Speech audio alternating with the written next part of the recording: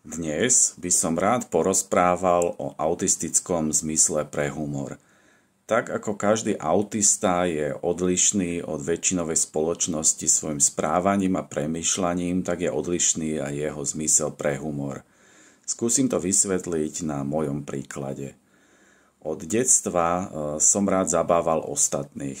Mali sme takú partiu, v ktorej bol môj bratranec, môj brat a kamarát a stretávali sme sa u našej babky a robili sme veľmi zvláštne veci. Napríklad sme sa nahrávali, vtedy ešte to boli magnetofónové pásky a na ne sme nahrávali také ako keby naše vysielanie. Ja som bol moderátorom toho vysielania s veľmi zvláštnym prejavom. Ja som používal veľmi veľa rôznych vulgarizmov a snažil som sa, aby to bolo čo najbizárnejšie. A mňa na tom hrozne tešilo to, že druhí sa vlastne smejú. Alebo sme sa s mojim bratrancom prezliekli do babkyných šiat a išli sme sa v nich prechádzať na ulicu rovno pred policajnú stanicu. Dnes sa to veľmi ťažko vysvetľuje, ale vtedy sa nám to zdalo vtipné. Často som bol iniciátorom týchto vecí práve ja. Neskôr, keď som sa zamestnal, tak som mal takú kolegyňu v knižnici, ktorú som mal veľmi rád a snažil som sa byť zábavný a vtipný a pobaviť ju. Napríklad ona si niekam odbehla z kancelárie a keď sa vrátila, tak ja som sa medzi tým vyzliekol iba do šortiek a lahol som si takto na pracovný stôl a privítal som ju. Ale v tom nebolo žiadne sexuálne obťažovanie. Dneska by sa to proste tak bralo, ale ja som to považoval za niečo vtipné a nové, čo som vymyslel a nenapadlo mi, že by to mohlo byť posudzované nejako zle. Alebo som sa skryl do skrine a keď prišla do kancelárie, tak som na ňu vyskočil. Ja som si vždy rád robil srandu sám zo seba, napríklad aj robil posty na sociálne siete, na ktorých som vyzeral úplne smiešne alebo nemožne, ale mal som taký nejaký pocit, že tým pobavím druhých a to mňa na tom bavilo.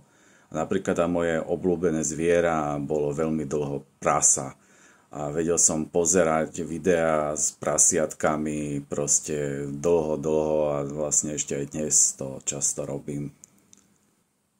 Mám kamarátku, ktorá žije v Košiciach a ona má 5-ročnú dcérku a tá má tiež Aspergera a my spolu zvykneme často volať, mať videohovor a tá dcérka sa naučila, že pri mne môže používať neslušné slová ako napríklad hovno a vie, že pri nikom inom to nemá dovolené, takže to stále opakuje, keď sa vidíme a niekedy mi nahrá aj hlasovky, kde spieva rôzne neslušné slovíčka.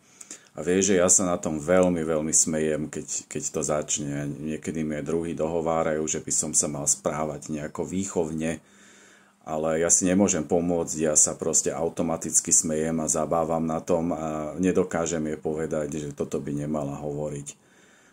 Takisto ja mám taký problém, že ja sa často usmievam, aj keď hovorím o vážnych veciach, alebo ich aj prežívam veľmi, povedzme, tragicky, ale mne hraje na perách úsmev. A toto veľmi mätie druhých ľudí, aj odborníkov na duševné zdravie, ktorí mi potom povedali napríklad, že vám teda nemôže byť tak veľmi zle, keď sa smejete pri tom, ako o tom hovoríte.